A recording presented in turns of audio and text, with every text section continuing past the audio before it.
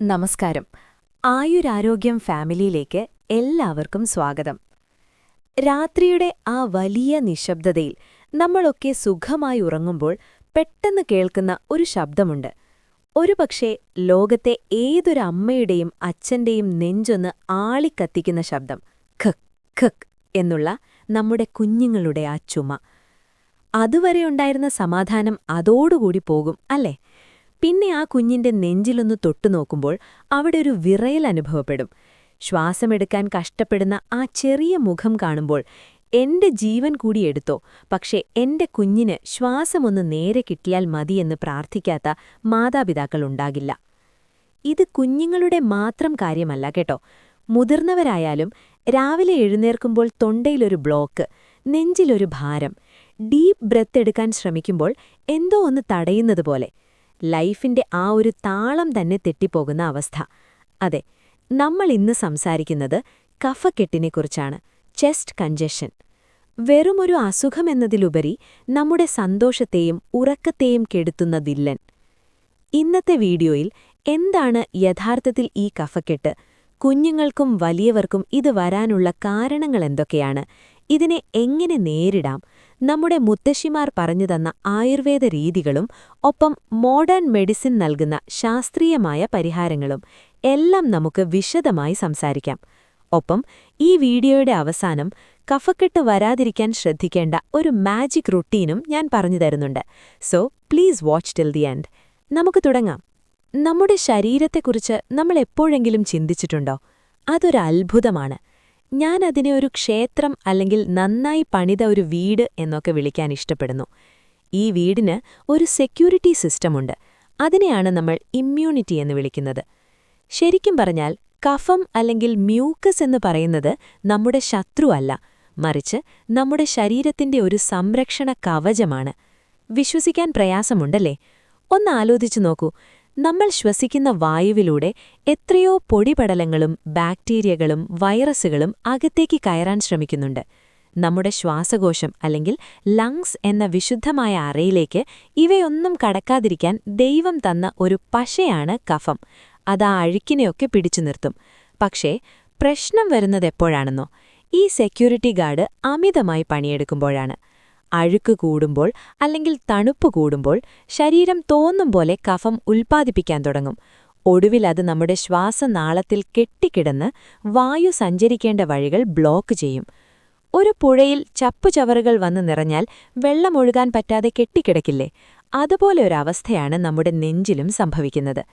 ഇനി നമുക്ക് ഏറ്റവും പ്രധാനപ്പെട്ട കാര്യത്തിലേക്ക് വരാം. നമ്മുടെ കുഞ്ഞുങ്ങൾ.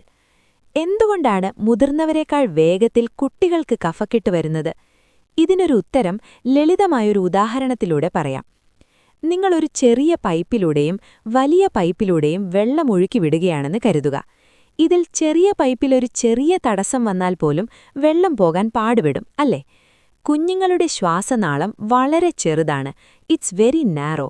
അതുകൊണ്ടുതന്നെ അവിടെ കുറച്ച് കഫം ഇരിക്കുമ്പോഴേക്കും അവർക്ക് ശ്വാസം മുട്ടും, ചുമ വരും, പാല് കുടിക്കാൻ ബുദ്ധിമുട്ടുണ്ടാകും. പിന്നെ മറ്റൊരു കാര്യം, കുഞ്ഞുങ്ങളുടെ ഇമ്മ്യൂൺ സിസ്റ്റം ഇപ്പോഴും പഠിച്ചുകൊണ്ടിരിക്കുകയാണ്. ഡെവലപ്പിംഗ് സ്റ്റേജാണ്. ഓരോ പുതിയ കാലാവസ്ഥയും ഓരോ പുതിയ ഭക്ഷണവും അവരുടെ ശരീരത്തിന് പുതിയ പാഠങ്ങളാണ്. അതുകൊണ്ട് പെട്ടെന്ന് തന്നെ ശരീരം റിയാക്ട് ചെയ്യും. പ്രധാനമായും ഈ കാരണങ്ങൾ കൊണ്ടാണ് കുഞ്ഞുങ്ങൾക്ക് കഫക്കെട്ട് വരുന്നത്. വൈറൽ ഇൻഫെക്ഷൻസ്, ജലദോഷം, പനി വന്നാൽ അതിന്റെ കൂടെ കഫക്കെട്ട് വരാം. അലർജീസ്, പൊടി, പുക അല്ലെങ്കിൽ ചില ഭക്ഷണങ്ങൾ, ക്ലൈമറ്റ് ചേഞ്ച്, പെട്ടെന്നുള്ള തണുപ്പും ചൂടും, പാസീവ് സ്മോക്കിംഗ്. ഇത് പ്രത്യേകം ശ്രദ്ധിക്കണം. വീട്ടിൽ മുതിർന്നവർ പുകവലിക്കുന്നുണ്ടെങ്കിൽ ആ പുകയുടെ ചെറിയ അംശം മതി കുഞ്ഞിന്റെ ശ്വാസകോശം ബ്ലോക്ക് ചെയ്യാൻ. കുഞ്ഞുങ്ങൾ കരയുമ്പോൾ അല്ലെങ്കിൽ ഉറങ്ങാതെ കിടക്കുമ്പോൾ അവർ നമ്മളോട് പറയാൻ ശ്രമിക്കുന്നത് ഇതാണ്: അമ്മ, എനിക്ക് ശ്വാസം വിടാൻ പറ്റുന്നില്ല, എനിക്കൊന്ന് ഹെൽപ്പ് ചെയ്യാമോ എന്ന്. ആ ഒരു വിളി നമ്മൾ തിരിച്ചറിയണം. ഇനി മുതിർന്നവരിലേക്ക് വന്നാലോ? നമ്മളിൽ പലരും കഫക്കെട്ടിനെ അത്ര കാര്യമായി എടുക്കാറില്ല. ഓ, അതൊരു ജലദോഷമല്ലേ, താനെ മാറിക്കോളും എന്ന് വിചാരിക്കും. പക്ഷെ ശ്രദ്ധിച്ചില്ലെങ്കിൽ ഇത് ക്രോണിക് ബ്രോൺകൈറ്റിസിലേക്കോ അല്ലെങ്കിൽ സൈനസൈറ്റിസിലേക്കോ ഒക്കെ മാറാം. നമ്മുടെ ലങ്സ് എന്ന് പറയുന്നത് ഒരു സ്പോഞ്ച് പോലെയാണ്. അതെപ്പോഴും ഡ്രൈ ആയിട്ടും സോഫ്റ്റായിട്ടും ഇരിക്കണം. അവിടെ വെള്ളം നിറഞ്ഞാൽ ആ സ്പോഞ്ചിന് പിന്നെ വികസിക്കാൻ കഴിയില്ല. അതാണ് നമ്മൾ നടക്കുമ്പോൾ കിതപ്പ് വരുന്നതും പടി കയറുമ്പോൾ ശ്വാസം മുട്ടുന്നതും. പ്രത്യേകിച്ച് രാവിലത്തെ ആ ഒരു ചുമ, മോർണിംഗ് കോഫ്, അത് ശരീരം നമ്മളോട് പറയുന്ന ഒരു വാർണിംഗ് ബെല്ലാണ്. ശ്രദ്ധിക്കൂ, അകത്തെന്തോ കുഴപ്പമുണ്ട് എന്നതിന്റെ സൂചന. ഇനി നമുക്ക് ഇതിന്റെ പരിഹാരങ്ങളിലേക്ക് കടക്കാം. വെറുതെ മരുന്ന് കഴിക്കുന്നതിനു മുൻപ് നമ്മുടെ അടുക്കളയിലും പ്രകൃതിയിലും ഒളിഞ്ഞിരിക്കുന്ന ചില അത്ഭുതങ്ങളുണ്ട്. ആയുർവേദം എന്ന മഹാസാഗരത്തിൽ കഫത്തെ അലിയിച്ചു കളയാൻ എന്തൊക്കെ വഴികളുണ്ടെന്നറിയണ്ടേ? അതിനെക്കുറിച്ചാണ് നമ്മൾ അടുത്ത ഭാഗത്ത് സംസാരിക്കാൻ പോകുന്നത്. നമ്മുടെയൊക്കെ വീടുകളിലെ ഏറ്റവും വലിയ അത്ഭുതം എവിടെയാണെന്ന് ചോദിച്ചാൽ ഞാൻ പറയും അത് നമ്മുടെ അടുക്കളയാണെന്ന്. പണ്ടത്തെ മുത്തശ്ശിമാരൊക്കെ ഡോക്ടറെ കാണാൻ ഓടുന്നതിനു മുൻപ് അടുക്കളയിലെ അഞ്ചറപ്പെട്ടിയിലേക്കാണ് ഓടിയിരുന്നത്. ആയുർവേദത്തിൽ ഖഭം എന്ന് പറയുന്നത് തണുപ്പിന്റെയും ഈർപ്പത്തിന്റെയും ഒരു പ്രതീകമാണ്. തണുപ്പ് കൂടി ഉറഞ്ഞുപോയൊരവസ്ഥ. അപ്പോൾ അതിനെ ഇല്ലാതാക്കാൻ നമുക്കെന്ത് വേണം? അതെ, ചൂട് വേണം. ഇവിടെ ചൂട് എന്ന് ഉദ്ദേശിക്കുന്നത് തീ മാത്രമല്ല, ചൂടുള്ള ഗുണങ്ങളുള്ള ഭക്ഷണങ്ങളും മരുന്നുകളും കൂടിയാണ്. നമുക്ക് നോക്കാം, നമ്മുടെ കഫക്കെട്ടിനെ അലിയിച്ചു കളയാൻ പ്രകൃതി ഒളിപ്പിച്ചു വെച്ചിരിക്കുന്ന മാജിക്കുകൾ എന്തൊക്കെയാണെന്ന്. ആദ്യം നമ്മുടെ കുഞ്ഞുങ്ങളുടെ കാര്യം തന്നെ നോക്കാം. കൊച്ചുകുട്ടികൾക്ക്, പ്രത്യേകിച്ച് 6 മാസത്തിന് താഴെയുള്ളവർക്ക് ഉള്ളിലേക്ക് മരുന്നുകൾ കൊടുക്കുന്നത് അത്ര നല്ലതല്ല. അവിടെയാണ് എക്സ്റ്റേണൽ ആപ്ലിക്കേഷന്റെ അല്ലെങ്കിൽ പുറമേയുള്ള പ്രയോഗങ്ങളുടെ പ്രാധാന്യം. ഇതൊരു പഴയ വിദ്യയാണ്.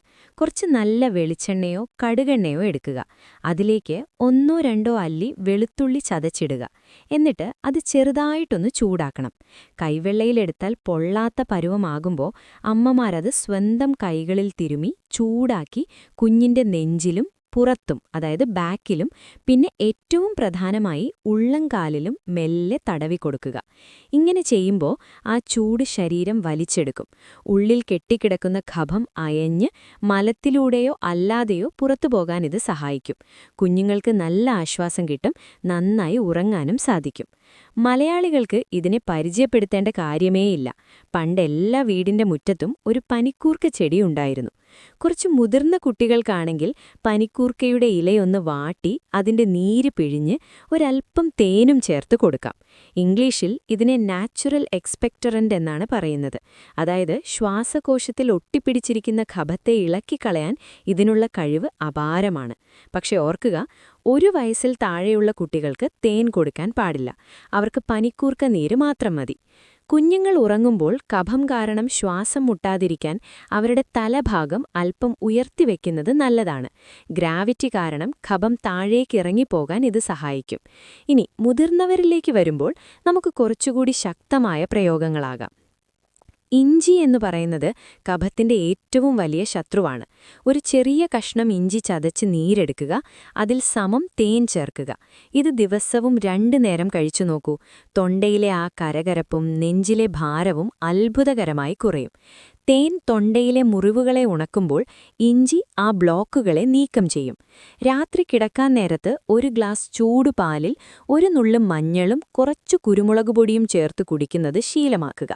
കുരുമുളകിലെ പൈപ്പറിൻ മഞ്ഞളിലെ ഗുണങ്ങളെ ശരീരം വേഗത്തിൽ വലിച്ചെടുക്കാൻ സഹായിക്കും. ഇതൊരു നാച്ചുറൽ ആന്റിബയോട്ടിക്കാണ്. അകത്ത് കടന്നുകൂടിയിരിക്കുന്ന അണുബാധയെ ഇത് നശിപ്പിക്കും. ഏറ്റവും സിമ്പിൾ എന്നാൽ ഏറ്റവും എഫക്റ്റീവായ വഴി: വെള്ളം തിളപ്പിക്കുക. അതിലേക്ക് 2-3 തുളസിയിലയോ അല്ലെങ്കിൽ ഒരൽപ്പം യൂക്കാലി തൈലമോ ചേർക്കുക. എന്നിട്ട് പുതപ്പിട്ട് മൂടി ആ ആവി നന്നായി ശ്വസിക്കുക.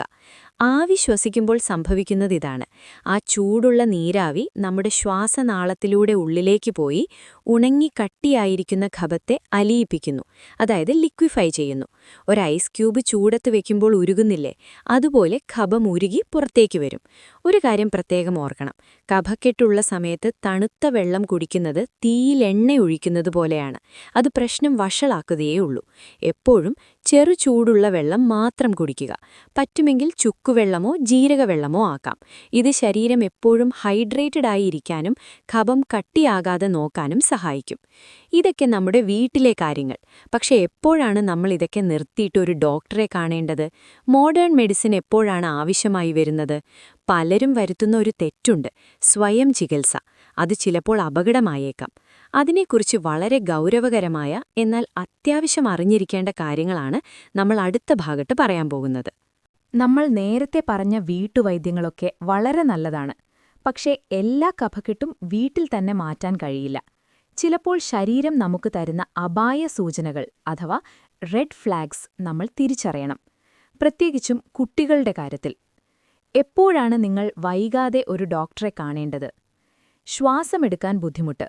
കുഞ്ഞു ശ്വാസമെടുക്കുമ്പോൾ വാരിയെല്ലുകൾ ഉള്ളിലേക്ക് വലിഞ്ഞു പോകുന്നുണ്ടെങ്കിൽ, അല്ലെങ്കിൽ മൂക്കിന്റെ തുമ്പ് വികസിക്കുന്നുണ്ടെങ്കിൽ അത് അപകടസൂചനയാണ്. നിർത്താത്ത പനി. കഫക്കെട്ടിനൊപ്പം 3 ദിവസത്തിൽ കൂടുതൽ നിൽക്കുന്ന കടുത്ത പനി. നിറം മാറ്റം. ചുണ്ടുകളിലോ വിരലുകളിലോ നീല നിറം കാണുന്നത് ഓക്സിജൻ കുറയുന്നതിന്റെ ലക്ഷണമാണ്. കഫത്തിന്റെ നിറം. കഫം മഞ്ഞയോ പച്ചയോ നിറത്തിലാണെങ്കിൽ, അല്ലെങ്കിൽ അതിൽ രക്തത്തിന്റെ അംശമുണ്ടെങ്കിൽ അത് ബാക്ടീരിയൽ ഇൻഫെക്ഷൻ ആകാൻ സാധ്യതയുണ്ട്. ഇങ്ങനെയുള്ള സമയത്ത് ദയവായി പരീക്ഷണങ്ങൾ നടത്തരുത്, നേരെ ഹോസ്പിറ്റലിൽ പോവുക. മോഡേൺ മെഡിസിനിൽ കഫക്കെട്ടിനെ ചികിത്സിക്കാൻ പ്രധാനമായും 3 വഴികളാണുള്ളത്. പലർക്കും ഇതിനെക്കുറിച്ച് തെറ്റായ ധാരണകളുണ്ട്. നമുക്കത് മാറ്റാം. ഡോക്ടർമാർ എഴുതി തരുന്ന സിറപ്പുകൾ പലപ്പോഴും ഈ ഗണത്തിൽപ്പെടുന്നവയാണ്. ഇവ ചെയ്യുന്നത് നമ്മുടെ ശ്വാസകോശത്തിൽ കട്ടിയായിരിക്കുന്ന കഫത്തിന്റെ കെട്ടുറപ്പ് പൊട്ടിക്കുകയാണ്. അങ്ങനെ അത് വെള്ളം പോലെയായി, അഥവാ തിന്നിങ് ദ മ്യൂക്കസ് ആയി ചുമയ്ക്കുമ്പോൾ എളുപ്പത്തിൽ പുറത്തേക്ക് വരുന്നു. ഇവിടെയാണ് പലരും തെറ്റു ചെയ്യുന്നത്. സാധാരണ ജലദോഷമോ കഫക്കെട്ടോ വൈറസ് കാരണമാണ് ഉണ്ടാകുന്നത്. വൈറസിന് ആന്റിബയോട്ടിക് ആവശ്യമില്ല, അത് തനിയെ മാറണം.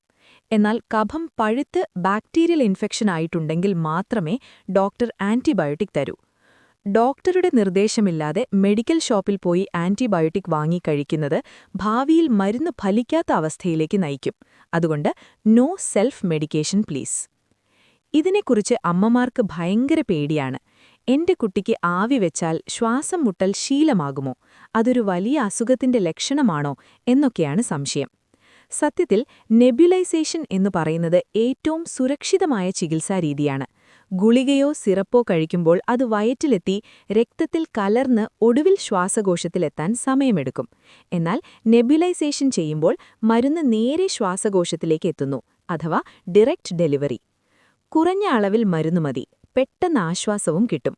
അതുകൊണ്ട് ഡോക്ടർ നിർദ്ദേശിച്ചാൽ ധൈര്യമായി നെബ്യുലൈസേഷൻ എടുക്കുക. മരുന്നുകൾക്കൊപ്പം തന്നെ നമ്മുടെ ജീവിതരീതിയിലും ചെറിയ മാറ്റങ്ങൾ വരുത്തേണ്ടതുണ്ട്. Avoid trigger foods. തണുത്ത തൈര്, ഐസ്ക്രീം, ഫ്രിഡ്ജിൽ വെച്ച പഴങ്ങൾ, പാൽ, ചിലർക്ക് പാല് കഫം വർദ്ധിപ്പിക്കാറുണ്ട്, എന്നിവ കഫക്കെട്ടുള്ള സമയത്ത് ഒഴിവാക്കുക. Stay active. വെറുതെ കിടക്കാതെ ശരീരമൊന്ന് അനക്കുക. നടക്കുമ്പോഴും കളിക്കുമ്പോഴും ശ്വാസകോശം വികസിക്കുകയും കഫം ഇളകിപ്പോകാൻ സഹായിക്കുകയും ചെയ്യും. കുട്ടികളെ കഫക്കെട്ടുണ്ടെന്ന് പറഞ്ഞ് എപ്പോഴും കിടത്തിയിടരുത്, അവരെ ഓടി നടക്കാൻ അനുവദിക്കുക, പനിയില്ലെങ്കിൽ മാത്രം. ഇതൊക്കെ ചികിത്സകളാണ്. പക്ഷെ ചികിത്സയേക്കാൾ നല്ലത് രോഗം വരാതെ നോക്കുന്നതല്ലേ? Prevention is better than cure. രാവിലെ എഴുന്നേൽക്കുന്നത് മുതൽ രാത്രി ഉറങ്ങുന്നതുവരെ വെറും 30 മിനിറ്റ് കൊണ്ട് ചെയ്യാൻ പറ്റുന്ന ഒരു മാജിക് റൂട്ടീനുണ്ട്. കഫക്കെട്ടിനെ പടിക്കു പുറത്തു നിൽക്കാൻ സഹായിക്കുന്ന ആ ശീലങ്ങളെക്കുറിച്ചാണ് നമ്മളിനി പറയാൻ പോകുന്നത്. നിങ്ങളുടെ ജീവിതം മാറ്റിമറിക്കാൻ പോകുന്ന ആ ടിപ്സ് കേൾക്കാൻ തയ്യാറാണോ? ചികിത്സയേക്കാൾ നല്ലത് പ്രതിരോധമാണെന്ന് നമുക്കറിയാം. പക്ഷേ എന്തു ചെയ്യണം? കഫക്കെട്ടിനെ പടിക്കു പുറത്തു നിർത്താൻ എല്ലാ ദിവസവും രാവിലെ വെറും 30 മിനിറ്റ് നിങ്ങൾക്കായി മാറ്റിവെക്കാമോ? ഇതാ ആ ലളിതമായ 3 കാര്യങ്ങൾ. സ്റ്റെപ്പ് 1. ഉണർവിലേക്ക് 1 ഗ്ലാസ് ചൂടുവെള്ളം. Hydrate first. രാവിലെ എഴുന്നേറ്റുടനെ പല്ല് തേച്ച ശേഷം 1 ഗ്ലാസ് ചെറു ചൂടുള്ള വെള്ളം കുടിക്കുക. വേണമെങ്കിൽ അതിലൽപ്പം നാരങ്ങാനീരും തേനും ചേർക്കാം. ഇത് നിങ്ങളുടെ ശരീരത്തിലെ വിഷാംശങ്ങളെ പുറന്തള്ളാനും തൊണ്ടയിലെ അഴുക്കുകളെ ക്ലിയർ ചെയ്യാനും സഹായിക്കും. ഇതൊരു ഇന്റേണൽ ബാത്താണ്. കുളിച്ച ശരീരം വൃത്തിയാക്കുന്നതുപോലെ അകവും ഒന്ന് വൃത്തിയാക്കുക. നമ്മുടെ ലങ്സ് ഒരു ബലൂൺ പോലെയാണെന്ന് ഞാൻ പറഞ്ഞല്ലോ, അതിടയ്ക്കൊന്ന് വീർപ്പിച്ചു കൊടുക്കണം. ഇതിനായി ലളിതമായ പ്രാണായാമം ചെയ്യാം. നടുവ് നിവർത്തിയിരിക്കുക. ദീർഘമായി ശ്വാസമെടുക്കുക. Deep breath in. വയർ വീർത്തു വരണം. ഒരു 3 സെക്കൻഡ് ശ്വാസം പിടിച്ചു നിർത്തുക. ഹോൾഡ്. മെല്ലെ ശ്വാസം പുറത്തേക്ക് വിടുക. എക്സ്ഹേൽ. ഇത് ഒരു 5 മിനിറ്റ് ചെയ്താൽ മതി. ശ്വാസകോശത്തിന്റെ കപ്പാസിറ്റി കൂടും, അവിടെ ഒളിച്ചിരിക്കുന്ന കഫം ഇളകിപ്പോകും. സ്റ്റെപ്പ് 3. വെയിൽ കൊള്ളുക. Vitamin D. കഫക്കെട്ടും പ്രതിരോധശേഷിയും തമ്മിലുള്ള വലിയൊരു കണ്ണി വൈറ്റമിൻ ഡി ആണ്. സൂര്യപ്രകാശമാണ് ഇതിന്റെ ഏറ്റവും വലിയ സ്രോതസ്സ്. രാവിലെ 10 മണിക്ക് മുൻപുള്ള ഇളം വെയിൽ ഒരു 15 മിനിറ്റ് കൊള്ളുക. ഇത് നിങ്ങളുടെ ഇമ്മ്യൂണിറ്റി സിസ്റ്റത്തിനെ ചാർജ് ചെയ്യും. ഇതൊക്കെ കേൾക്കുമ്പോൾ നമുക്ക് തോന്നും, ആഹാ കൊള്ളാലോ, സിമ്പിളാണല്ലോ എന്ന്. പക്ഷെ നാളെ രാവിലെ അലാറം അടിക്കുമ്പോൾ നമ്മൾ വിചാരിക്കും ഇന്ന് വേണ്ട, നാളെ തുടങ്ങാമെന്ന്. സുഹൃത്തുക്കളെ, ആ നാളെ ഒരിക്കലും വരില്ല. വിമാനത്തിൽ യാത്ര ചെയ്യുമ്പോൾ പറയാറില്ലേ, ഓക്സിജൻ മാസ്ക് ആദ്യം സ്വന്തം മുഖത്ത് വെക്കുക, എന്നിട്ട് മറ്റുള്ളവരെ സഹായിക്കുക എന്ന്. അത് സ്വാർത്ഥതയല്ല. നിങ്ങൾക്ക് ആരോഗ്യമില്ലെങ്കിൽ നിങ്ങളുടെ കുഞ്ഞിനെയോ മാതാപിതാക്കളെയോ പങ്കാളിയെയോ നോക്കാൻ നിങ്ങൾക്ക് കഴിയില്ല. അതുകൊണ്ട് ആ മടിയൊന്ന് മാറ്റിവെക്കൂ. ഈ ചെറിയ ശീലങ്ങൾ നിങ്ങളുടെ ജീവിതത്തിന്റെ ഭാഗമാക്കൂ. കഫക്കെട്ട് മാത്രമല്ല, പല രോഗങ്ങളും നിങ്ങളുടെ അടുത്ത് വരാൻ ഭയക്കും. നമ്മൾ തുടങ്ങിയത് രാത്രിയിലെ ആ ചുമയുടെ ശബ്ദത്തിൽ നിന്നാണ്. നമുക്കത് അവസാനിപ്പിക്കേണ്ടത് സമാധാനപരമായ ഒരു ഉറക്കത്തിലാണ്. കഫക്കെട്ടെന്നത് ഭയപ്പെടേണ്ട ഒന്നല്ല. അത് നമ്മുടെ ശരീരം നമ്മളോട് സംസാരിക്കുന്ന ഒരു ഭാഷയാണ്. എന്നെ ഒന്ന് ശ്രദ്ധിക്കൂ എന്നൊരു ഓർമ്മപ്പെടുത്തലാണ്. പ്രകൃതി തന്ന മരുന്നുകളും ആവശ്യമെങ്കിൽ മോഡേൺ മെഡിസിനും ഒപ്പം നല്ലൊരു ജീവിതശൈലിയുമുണ്ടെങ്കിൽ ആരോഗ്യമുള്ള ശ്വാസകോശം നമുക്ക് സ്വന്തമാക്കാം. ഇന്ന് തന്നെ തുടങ്ങുക. തണുത്ത വെള്ളം ഒഴിവാക്കുക, ആവി പിടിക്കുക, നല്ല ഭക്ഷണം കഴിക്കുക. നിങ്ങളുടെ ആരോഗ്യം നിങ്ങളുടെ കൈകളിലാണ്. ഈ വീഡിയോ നിങ്ങൾക്ക് ഉപകാരപ്രദമായി എന്ന് കരുതുന്നു. നിങ്ങൾക്കറിയാവുന്ന കഫക്കെട്ട് കാരണം ബുദ്ധിമുട്ടുന്ന ഒത്തിരി പേരുണ്ടാകും. അത് ചിലപ്പോൾ നിങ്ങളുടെ സുഹൃത്താകാം, അയൽവാസിയാകാം, അല്ലെങ്കിൽ വീട്ടിലെ മുതിർന്നവരാകാം. അവർക്കായി ഈ വീഡിയോ ഒന്ന് ഷെയർ ചെയ്യാമോ? അതൊരു വലിയ കാര്യമാണ്. നിങ്ങളുടെ സംശയങ്ങളും നിങ്ങൾ പരീക്ഷിച്ചറിഞ്ഞ മറ്റൊറ്റമൂലികളും താഴെ കമന്റ് ബോക്സിൽ അറിയിക്കൂ. അത് മറ്റുള്ളവർക്കും ഉപകാരപ്പെടും. കൂടുതൽ നല്ല ആരോഗ്യവിശേഷങ്ങളുമായി ആയുരാരോഗ്യം വീണ്ടും വരും. നമ്മുടെ ഈ ചെറിയ ഫാമിലിയിൽ അംഗമാകാൻ മറക്കല്ലേ. Please subscribe to the channel and hit that bell icon. എല്ലാവരും സന്തോഷമായിരിക്കുക, ആരോഗ്യമായിരിക്കുക. വീണ്ടും കാണും വരെ it's me Aswathi, signing off from ആയുരാരോഗ്യം.